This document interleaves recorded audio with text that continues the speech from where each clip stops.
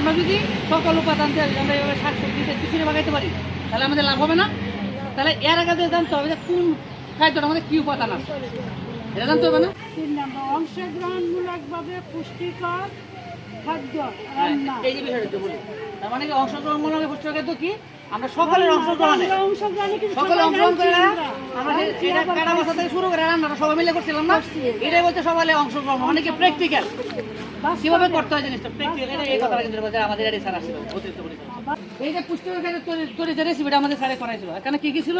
আমাদের প্রথমে ছিল চাল, ডাল, পরে বা ডালের আবার বিভিন্ন প্রকারের আমরা ডাল দিছি নাকি, এখানে গাজর দিছি, রঙিন শাকসবজি দিছি, সিমের বীজ দিছি, মটর বীজ দিছি, আলু দিছি। মানে আমাদের বিশেষ করে যত, যেমন আমরা বাচ্চারা খাওয়াই 6 মাসের পর থেকে আমরা শুরু করি, 6 মাস আমরা শাল দুধ খাওয়াই নাকি, এরা 6 মাস পর থেকে আমরা শুরু করি। তার মানে কি সবকিছু শাকসবজি দিয়ে আমরা খাওয়াই। কেন খাওয়াই? এর মধ্যে সব প্রকারের পুষ্টি থাকে। তাহলে এটা যে আমরা খাই, একটা যে আমাদের কিছু খাদ্য ছিল না, কেন স্বাদ হয়েছিল? কারণ অনেক আইটেম ছিল, কোনো আইটেম বাদ নাই নাকি। তার মানে বেশি পরিমাণে আইটেম দিয়ে যদি আমরা শাকসবজি দেয়া, আমরা যদি সবগুলো উপাদান দিয়ে আমরা যদি খিচুড়ি তৈরি করি, ওইটা খেলে কিন্তু ওরা সাথে সাথে আবার বাচ্চা লাগছে।